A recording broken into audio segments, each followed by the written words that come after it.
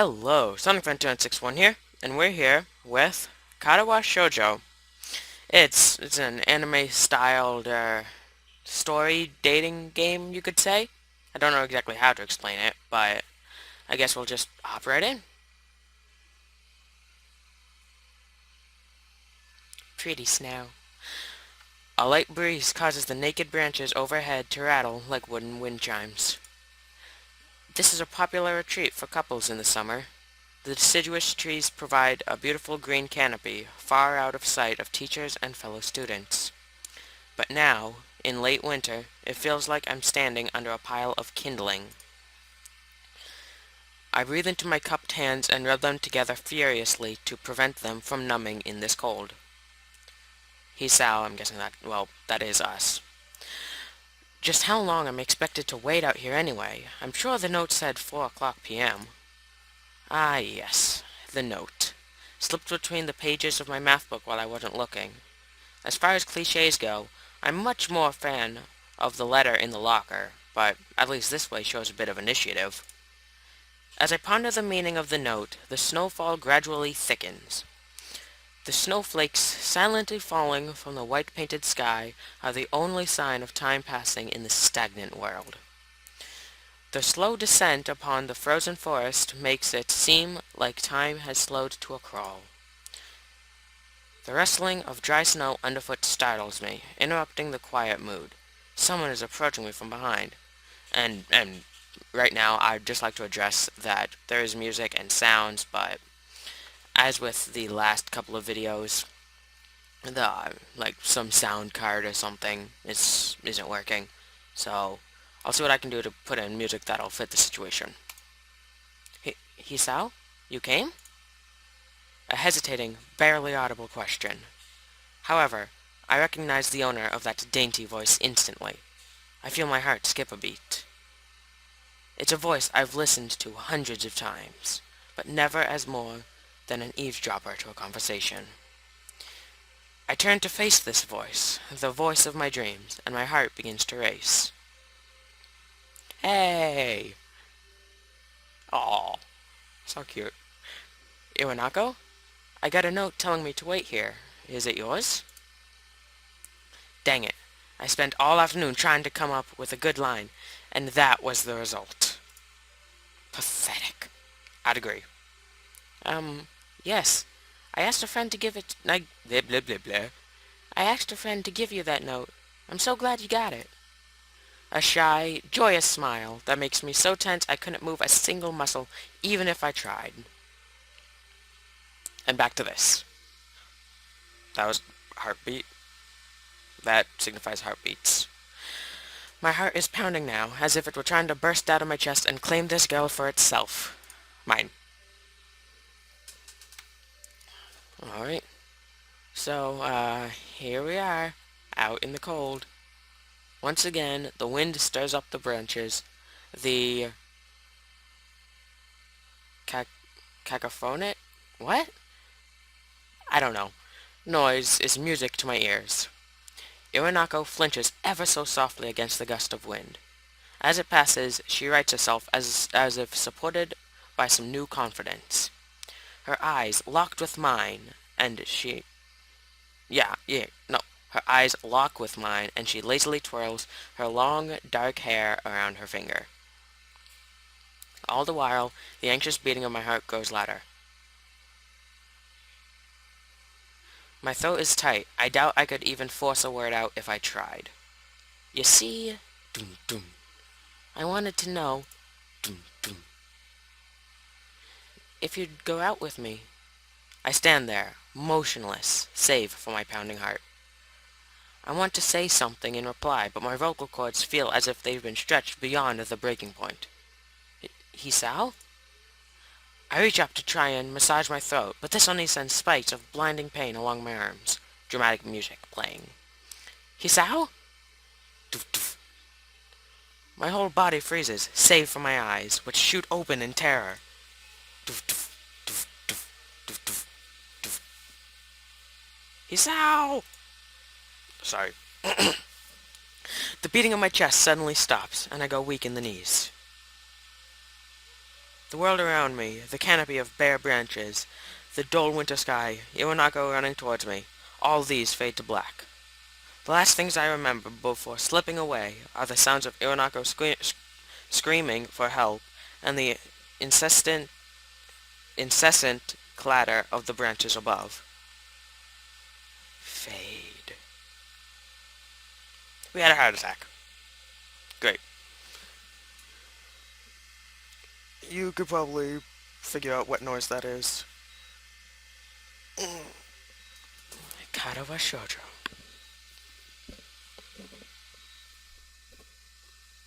So, we're in a hospital. Ooh, I really like the animation. We've just seen this. But still, it's wonderful animation. And by Kagami, Lasterat, and someone else. Music, Blue123, Knuckle, Murphy. Art, Gabriel Terrar, Kamifish, and someone. Holy crap. Art, Makey, Rhymes Raid. Additional art, Climactic, Doomfest, someone. FMV animation, Mike Hell. Tick, tock, tick, tock, tick, tock.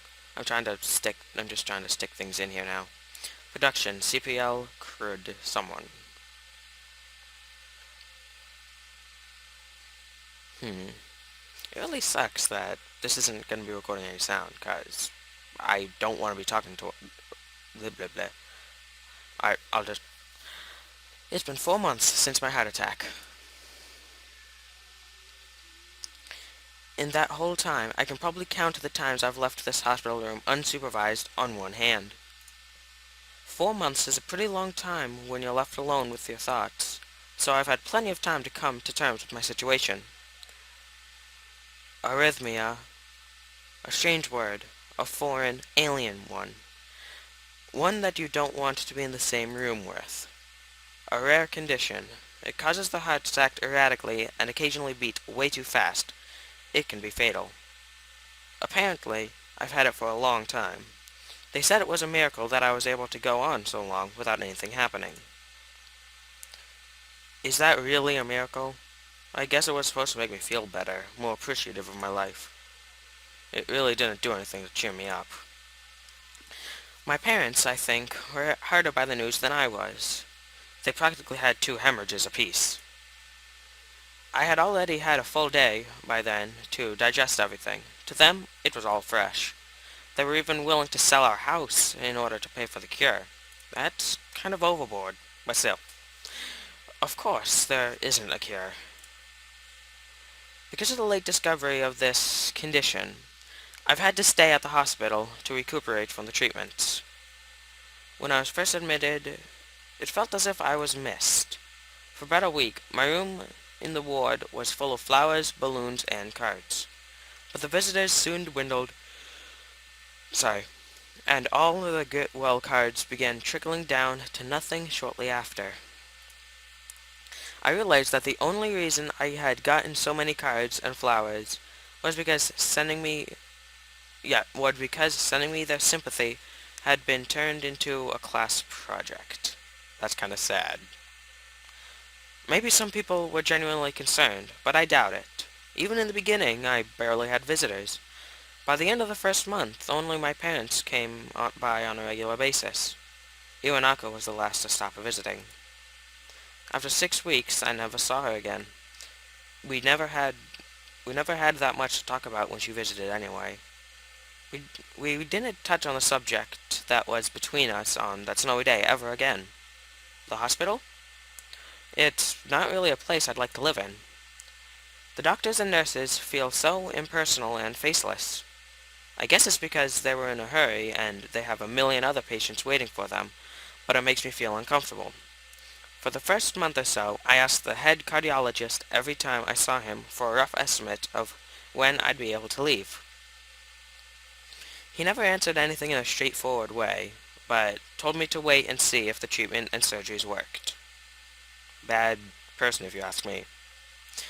So, I idly observed the scar that those surgeries had left on my chest slowly change its appearance over time, thinking of it as some kind of omen. I still ask the head cardiologist about leaving, but my expectations are low enough now that I'm not disappointed anymore when I don't get a reply. The way he shuffles around the answer shows that there's at least some hope. At some point, I stopped watching TV. I don't know why, I just did. I probably would too. Maybe it was the wrong kind of escapism for my situation. I started reading instead. There was a small library in the hospital, although it was more like a storeroom for books. I began working my way through it, one small stack at a time. After consuming them, I had to go back for more. I found that I liked reading, and I think I even became a bit addicted. I started feeling naked without a book in my hands. But I loved the stories. That was what my life was like. The days became increasingly harder to distinguish from each other, differing only by the book I was reading and the weather outside. It felt like time blurred into some kind of gooey mass. I was trapped inside instead of moving within. A week would go by without me really noticing. Sometimes I'd pause in realization, and I didn't know what day of the week it was. But other times, all the things that surrounded me would painfully crash into my consciousness through the barrier of nonchalance I had set up for myself. The pages of my book would start to feel sharp and burning hot in the heaviness. Wait. The pages of my book would start to feel sharp and burning hot, and the heaviness in my chest would become so hard to bear that I had to put the book aside and just lay down for a while, looking at sorry, looking at the ceiling as if I was going to cry.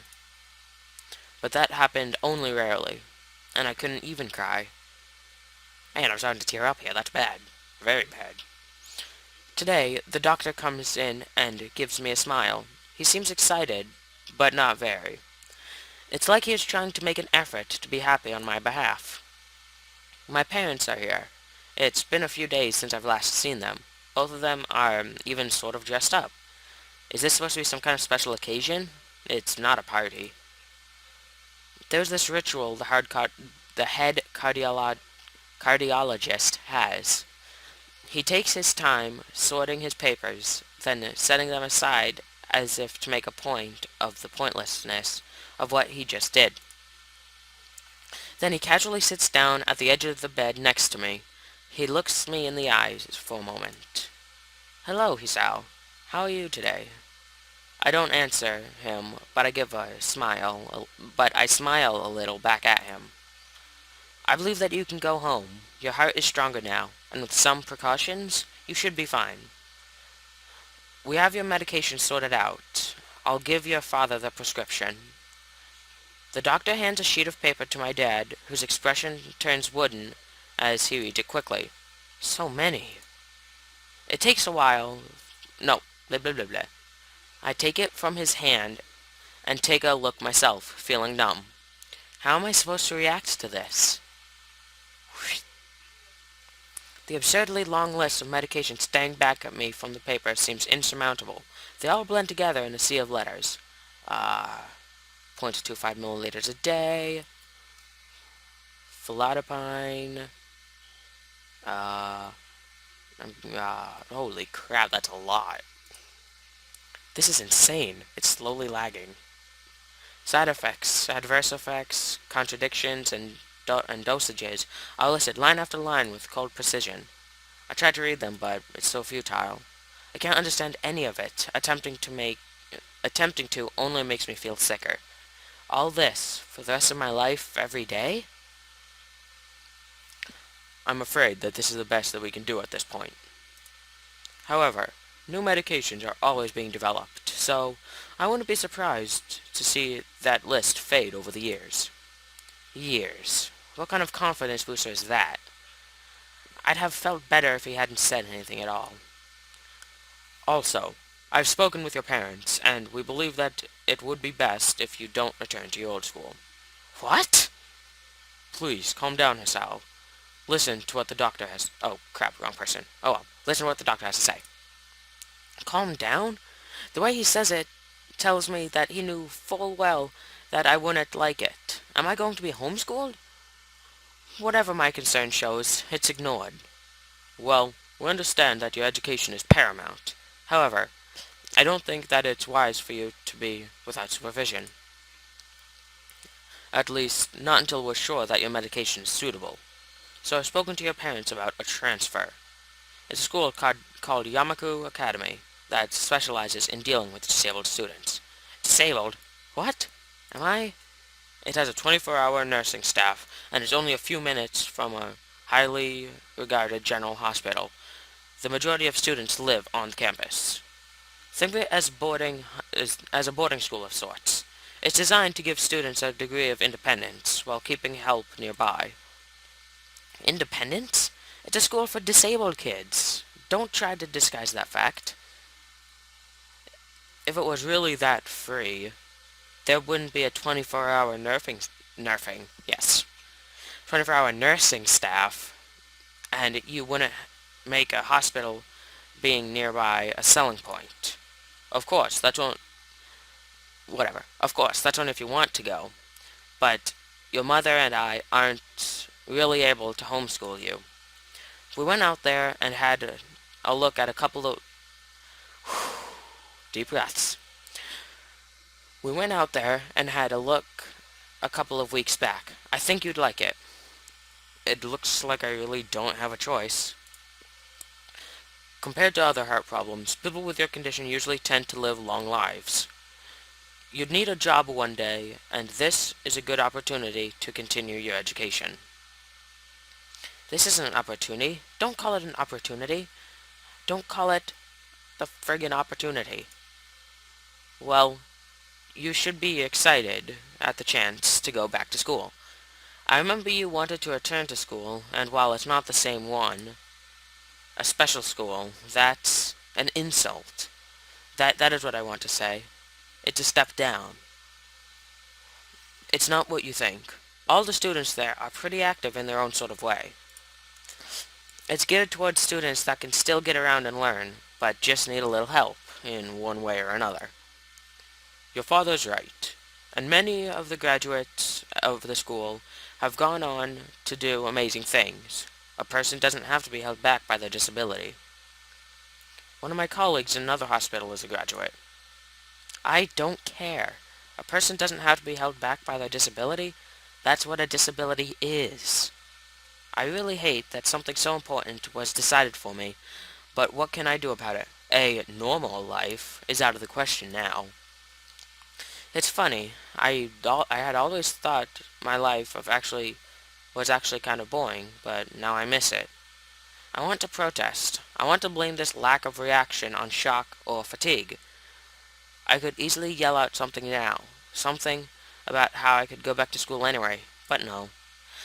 I don't say anything. The fact is that I know now it's futile. I look around the room, feeling very tired of all this. The hospital, doctors, my condition, everything. I don't see anything that would make me feel any different. There really isn't a choice. I know this, but the thought of going to a disabled school, what are those even like? As much as I try to put a positive spin on this, it's very difficult. But let me try. A clean slate isn't a bad thing. That is all I can think of to get me through this. At least I still have something, even if it's a special school. It's something. It's a fresh start, and my life isn't over. It could be a mistake to just resign myself to thinking that. At the very least, I'll try to see what my new life will look like. White screen. Ding. Music. Alright then. Act 1. Life expectancy. I'm guessing that's what I look like in yellow and black. Alright. Now we're out of the hospital and out of the snow. Cheery-ish type music. Oh well. The gate looked far too pompous for what it was. In fact, gates in general seem to do that. but this one especially so. Red bricks, black wrought iron, and gray plaster assembled into a whole that didn't feel welcoming at all. I wondered if it looked like what a gate for a school should look like, but couldn't really decide. Probably no. Of course, I didn't want to get stuck on thinking about the gate for too long, so I entered through it with a brisk pace that felt surprisingly good. Moving forward feels good. So I walk forward into the main building of Yamaku Academy with this brisk pace. I'm alone, as my parents are taking my stuff to the dorms, and there's supposed to be someone waiting for me. The grounds are incredibly lush, filled with green. It doesn't feel like the kind of grounds a school would have. More like a park, with a clean walkway. No, park, not park. More like a park, with a clean walkway going past trees, and the smell. Why can't I read? And the smell of fresh cut grass and all other park-like things. Words like clean and hygienic pop into my mind. It makes me shudder. I shake them off. Stay open-minded now. It's your new life. You have to take it as it comes. That's what I tell myself. A few big buildings loom behind the leafy canopies. Too big and too many for just a school. Everything seems off. It's different from what I thought I knew about schools. It's an uncanny valley, even though I was told this is my new school. In the back of my head, it doesn't feel like one. I wonder if the feeling is real or caused by my expectations of a school for the disabled. Speaking of that, I don't see anyone else here. It's kind of eerie. It makes me wish there was somebody here so I could anchor myself to something tangible instead of having this feeling that I stepped into another dimension. The trees hum with the wind, and the green hues flashing all around me catch my attention. It makes me think about hospitals again, how they say that the operating rooms are painted green because green is a common color. So why am I feeling so anxious despite all this greenery? Only after I stand in front of the haughty main building, I surprise myself by realizing why the gate bothered me. It was the last chance I had to turn back, even if I had no life I could return to. But still, after entering, there's absolutely no way I could go back anymore. Feeling nervous, with this realization set in my head, I open the front door. Ooh, that's a nice looking classroom. Or not classroom, hallway. I really like that. Hmm. Yamaku Academy doesn't seem that bad. A tall man with bad posture notices me as I enter. We're the only people in the lobby, so it's only logical. Huh. He looks interesting. You must be Niki? Nakai. So you are. Excellent. I'm your homeroom and science teacher. My name is Muto. Welcome. I'm gonna have to think of a voice for him. We exchange a handshake that is neither firm, nor sloppy, and he looks at his watch. The head nurse asks you for a brief check-in visit, but there's no time for that now. Oh, should I go later? Yes, afternoon is probably fine. We should get going and introduce you to the rest of the class. They're waiting already. Waiting for me? I don't really like being the center of attention, but I guess it's inevitable for a situation like this. Somehow, not knowing what is waiting for me makes me feel really nervous. That always makes me feel nervous too. Shudder. Thinking of Thinking of this, I almost miss what the teacher is saying. Do you want to introduce yourself to the class? Sure, I'll do it. Yeah, sure. I mean, isn't that normal? Of course, but not everyone likes to be the center of attention. I'm probably one of those people, but I guess I should be the one to give the first impression of myself. Right, but it's no problem. Let's go then. My heart is pounding in my chest, and it keeps me thinking about my condition as I follow the teacher up the stairs. The third door down, the third floor corridor, is marked as the classroom for class 3-3. Mudo opens the door and enters. Good morning, everyone. Sorry I'm late again. I hesitate for a split second at the door, freezing on the spot. Get a grip. This is a big step, I know that. But there isn't any point to worrying so much about it, at least not this soon. People! Alright, after this episode, I'll end up posting something about the main characters in this. So, it'll be a choice thing, so stay tuned. I follow the teacher into the classroom and look around, partially so I don't have to meet the curious gazes of my new classmates. It's pretty spacious, the ceiling is unusually high, and there's lots of space left over around and in between the desks. Probably claustrophobia reasons. An entire wall taken up by blackboards and the high... Sorry, don't know why I'm so tired. And the high, old-fashioned windows only make it seem larger. The students' desks are just standard wooden desks with a shelf underneath for books and wooden chairs with metal frames. Simple and efficient. I stop walking in front of the classroom and face the other students. They all look normal, like students in any other school. But then, why would they be here? They're probably just like me, and have something wrong with them. It's it's just not immediately obvious. Then I notice that one of the girls seems to be missing a thumb on her right hand. It's a little jarring. Couldn't spot that one. Despite the natural tendency to listen when someone's talking to you, I tune out the teacher's speech halfway through as he introduces me to the class. I notice a flash of dark hair and see that someone is looking at me. A girl with really long, straight hair that is pretty eye-catching as she seems to be as she sees me looking back at her. She covers her face with her hands as if it makes her invisible. Guessing that's what's her face. Crap! I'm supposed to know this person. Well, not yet anyway, but still. There was one boy with a cane leaning against the lockers at the rear of the class. It's weird seeing someone as young as so young with a cane. Another girl seems to be making some weird hand motions. Sign language? She peers at me through the rim of her glasses, probably her, next to the Pinky.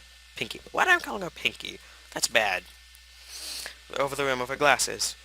Then goes back to whatever she's doing. She's kind of cute. So is the cheerly looking girl with the pink hair sitting next to her. She's really hard to miss. I don't know how I didn't notice her the moment I walked in. Please welcome our newest classmate. He claps his hands and so does everyone else, except one girl in the first row, who has only one hand.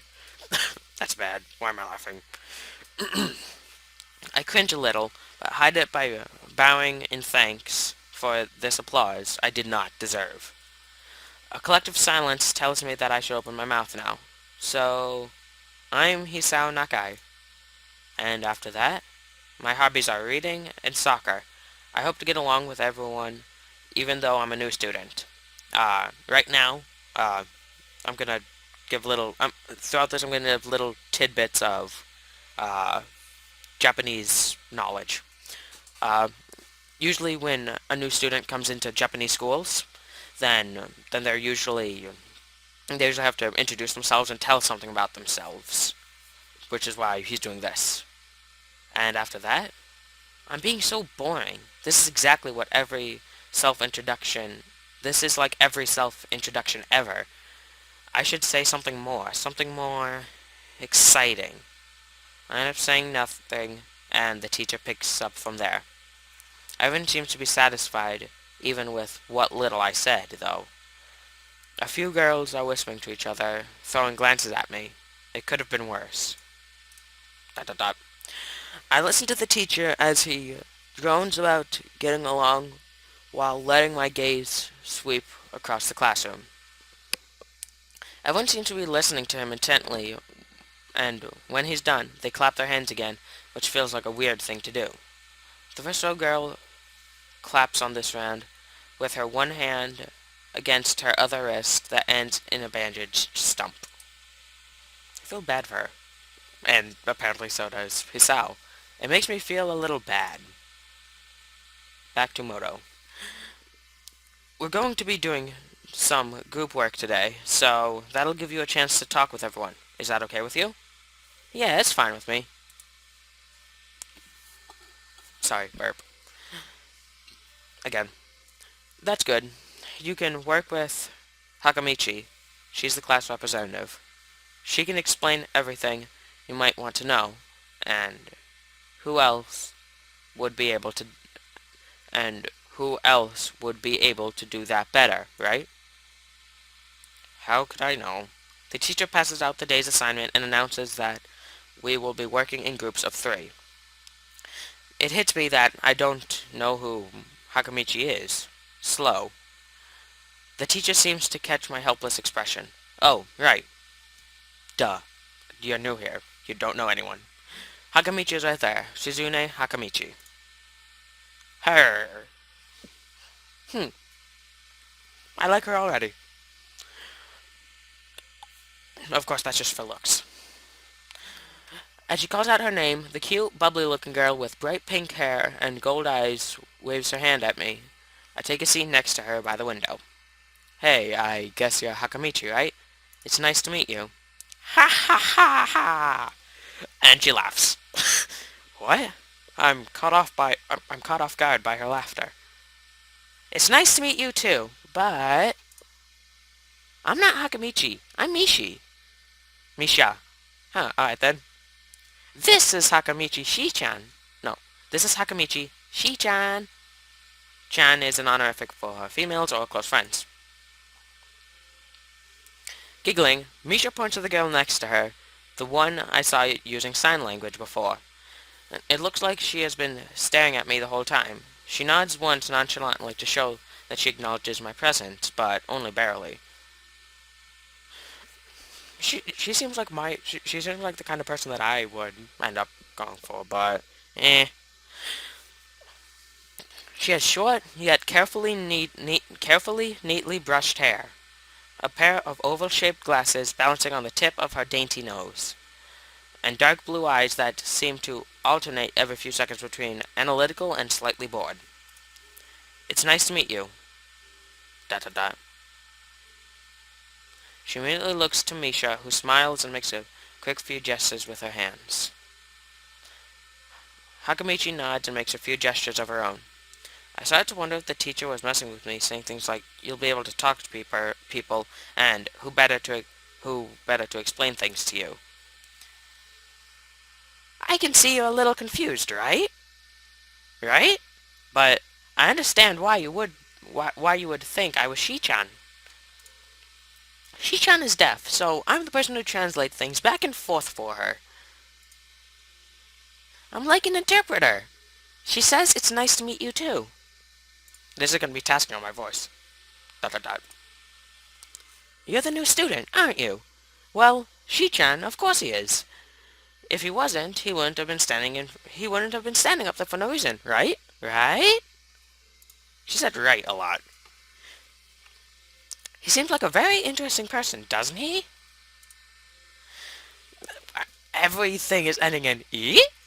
With a voice pitch. Whatever. We knew there was going to be a new student, but we didn't know you would be here today so soon. He-chan, right? He-chan. Yep, it fits, doesn't it? Did I say it out loud? It's just a surprise. I've never liked that nickname. I don't really see how. It fits. You look just like I imagined. Dot dot dot. Ha ha ha ha. Yeah, you look just like a he-chan. What is a he-chan? I wonder why everyone seems to think so. Dot dot dot. Hakamichi taps her finger on the desk to get Misha's attention. They gesture back and forth to each other excitedly, their hands a blur. Misha seems a little overwhelmed. Ah ha ha, sorry about that.